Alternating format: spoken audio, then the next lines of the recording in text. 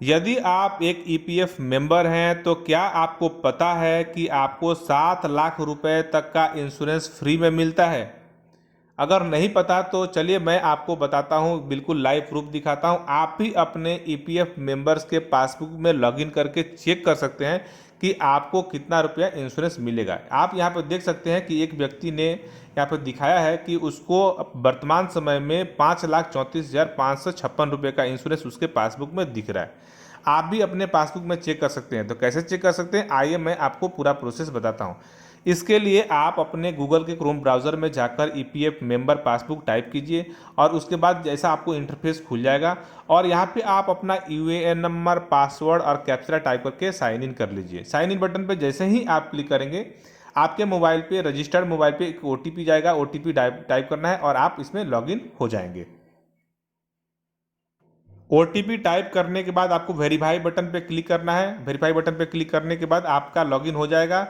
Login होने के बाद आपको यहाँ पे क्लिक करना है। आप देख रहे हैं यहाँ पे कि आपको कैलकुलेटर का एक ऑप्शन दिखाई दे रहा है। कैलकुलेटर वाले ऑप्शन पे क्लिक करना है। कैलकुलेटर वाले ऑप्शन पे जैसे ही आप क्लिक करेंगे, कैलकुलेटर वाले ऑप्शन पे जैसे ही क्लिक करेंगे, आपको यहाँ पे ऑप्शन दिखेगा EDLI कैलकुलेटर। इस पे क्लिक करने के बाद आप अपना पीएफ यहाँ पे सिलेक्ट कर लेंगे। सिलेक्ट मेंबर आईडी सिलेक्ट करने के बाद वर्तमान वाले पे सिलेक्ट कर लेंगे और सिलेक्ट करने के बाद आप क्लिक करेंगे यहाँ पे कैलकुलेट वाले ऑप्शन पे।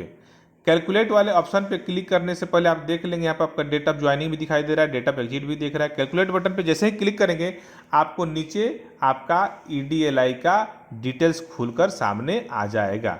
आप यहाँ पर देख पा रहे हैं कि EDLI का डिटेल्स यहाँ पे आपको सामने दिख रहा है।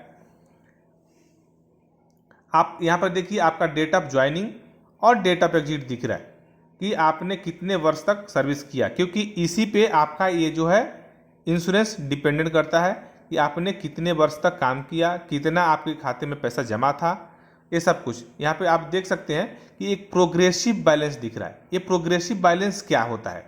प्रोग्रेसिव बैलेंस को समझने के लिए मैं आपको यहाँ पे एक डिटेल्स दिखाऊंगा, उससे आपको समझ में आ जाएगा। प्रोग्रेसिव बैलेंस के नीचे दिख रहा है आपको एवरेज प्रोग्रेसिव बैलेंस और उसके नीचे दिख रहा है EDLI अमाउंट 1 लाख, क्योंकि EDLI अमाउंट में मिनिमम 50,000 और मैक्सिमम ये पार्ट ए में 1 लाख रुपया है। तो ये प्रोग्रेसिव बैलेंस आखिर होता क्या है? जैसे आपका जो है लास्ट कंट्रीब्यूशन, 12 महीने का लास्ट कंट्रीब्यूशन जो होता है वो जमा होते रहता है, बैलेंस दिखते रहता है। वो बैलेंस जो होता है वो हर महीने में जैसे जैसे आपका जमा होता है बैलेंस बढ़ते रहता है। वो टोटल जो बैलेंस होता है, टोटल बैलेंस जो सम करने के बाद 12 महीने का जो अमाउंट होता है वह कहलाता है प्रोग्रेसिव बैलेंस। ठीक है। और आपने जो आपको इंटरेस्ट मिलता है वो कंपनी ने जमा किया, वो आपका कंट्रीब्यूशन VPF सब कुछ प्लस करने के बाद जो लास्ट में बैलेंस बचता है सबको जोड़ने के बाद 15 लाख आपको देख रहे हैं कि 12 महीना में टोटल सम 15 लाख रुपया, 15,04,468 रुपया दिख रहा है। आपको पता है कि ये 12 महीने का टोटल सम है। तो टोटल आपका सम करने के बाद अब हम क्या करेंगे, इसको 12 महीने से भाग लगा देंगे। भाग क्यों लगाएंगे? क्योंकि हमको एवरेज निकालना है। एवरेज निकालने के लिए आपको पता ही है कि जितने का सम होता है जितने अमाउंट होता है उतना महीने से भाग लगाने पे एवरेज निकल जाता है। एवरेज निकालिए, देख लीजिए 1,25,377 रुपया एवरेज निकल गया। ये हो गया एवरेज प्रोग्रेसिव बैलेंस हर महीने का। ठीक है। अब पार्ट ए में आपका टोटल इंश्योरेंस बन रहा है 1,20,000। अब हम पार्ट बी का कैलकुलेशन करेंगे। पार्ट बी का कैलकुलेशन में बता रहा है कि यहाँ पे टोटल वेजेज हो रहा है 1,61,790 रुपये, क्योंकि किसी महीने में 14,750 रुपये जमा है, किसी महीने में 11,000 जमा है, किसी महीने में 13,000 जमा है। क्यों? क्योंकि किसी महीने में एब्सेंट रहा है, किसी महीने में पूरा फुल डे वर्किंग रहा है, तो जिससे एब्सेंट रहा तो थोड़ा कम पेमेंट आया, किसी में फुल रहा है तो फुल है। इस तरह से ये कैलकुलेशन होता है। अब आप देख सकते हैं कि EDLI अमाउंट का फैक्टर दिखा रहा है 35, मतलब जितना आपका एवरेज निकल के आया, एवरेज में 35 से अगर गुणा लगा देंगे तो वो आपका EDLI का अमाउंट बचता है। ये 13 का क्यों दिखा रहा है, 13,000 रुपया? ये 13,000 रुपये इसलिए दिखा रहा है कि यहाँ पे जो 1,61,000 रुपये जो ऊपर का अमाउंट है वो है टोटल 12 महीने का वेजेज। इसको जब हम 12 से भाग लगाएंगे तो आपका ये आता है 13,482 रुपये। 13,482 रुपये को 35 से गुणा करेंगे। 35 से क्यों गुणा करेंगे? क्योंकि आप लोगों का जो मैक्सिमम पेंशनेबल या मैक्सिमम जो आपका सर्विस होता है 35 साल ही काउंट किया जाता है। तो जो मंथली एवरेज बेसिक आपका है उससे गुणा कर देंगे 35 से, तो आपका अमाउंट बन रहा है पार्ट बी में 4,71,870 रुपये। ये होगा पार्ट बी का। और benefit on account of progressive balance, इस पे जो बेनिफिट है वो आपका 62,682 रुपये बन रहा है, देख रहे हैं यहाँ पे। अब हम इसको आपका जोड़ लगाएंगे तो आपका नीचे जो अमाउंट यहाँ पर दिख रहा है आपको कि 5,34,556 रुपये जो आपको नीचे अमाउंट पार्ट बी में बन रहा है, पार्ट बी के कैलकुलेशन करने से। तो इसमें आपका जो टोटल अमाउंट जो आपको इंश्योरेंस के रूप में मिलेगा वो कौन सा अमाउंट होगा, कौन सा अमाउंट होगा? क्योंकि आप देख रहे हैं यहाँ पे मैंने जोड़ लगा दिया तो आपको 5,34,556 रुपया बन रहा है। अब आपको 1,20,000 इंश्योरेंस के रूप में पैसा मिलेगा, ये 5,34,000 मिलेगा। अब ये मेन कैलकुलेशन है कि दोनों को जोड़ के मिलेगा। तो मैं आपको बता दूं कि इसमें पार्ट ए या पार्ट बी, इसमें से जो अमाउंट ज़्यादा होगा वो मिलेगा। अगर पार्ट ए में आपको ज़्यादा अमाउंट आता, पार्ट बी में कम कैलकुलेशन करके मान लीजिए कि 1,00,000 रुपये बनता, तो आपको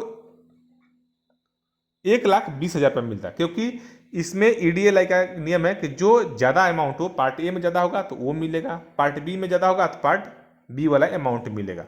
यानी कि आपको अगर कोई भी कर्मचारी, आपके कोई भी कर्मचारी अगर काम करने के दौरान वो अगर उसका ईपीएफ चालू है और उसके दौरान किसको कोई दुर्घटना हो जाती है, उसके साथ कुछ मिसहैपनिंग हो जाती है, तो उसको जो है ईडीएलआई के द्वारा, ईपीएफओ के द्वारा यह सुविधा प्रदान किया गया है कि उसको इंश्योरेंस का रुपया, उसके परिवार को 7 लाख रुपए तक का इंश्योरेंस दिया जाता है। इसमें आपको 1 रुपया भी अपने जेब से कंट्रीब्यूशन मेंबर्स को नहीं करना पड़ता है और इसके लिए कोई रुपया आपको जमा नहीं करना पड़ता है।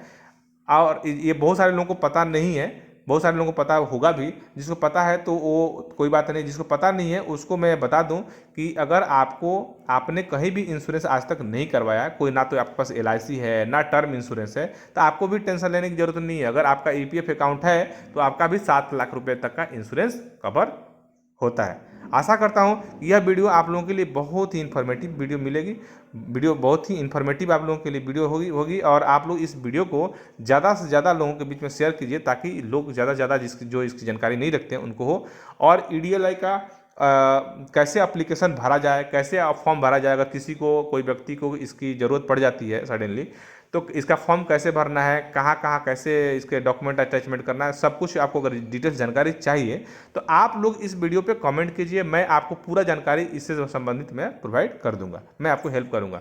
आप लोग चाहेंगे तो अगर आप कमेंट करेंगे तो मैं अपना टेलीग्राम चैनल का लिंक दे दूंगा, आपको पूरा डिटेल्स पर्सनली मैं आपको टेलीग्राम चैनल पे आपको सपोर्ट कर दूंगा। अगर आप हमारे चैनल को ज्वाइन कर लेते हैं तो आपको व्यक्तिगत पर्सनली भी आपको जानकारी जो कुछ भी चाहिए आपको हेल्प मिल जाएगी।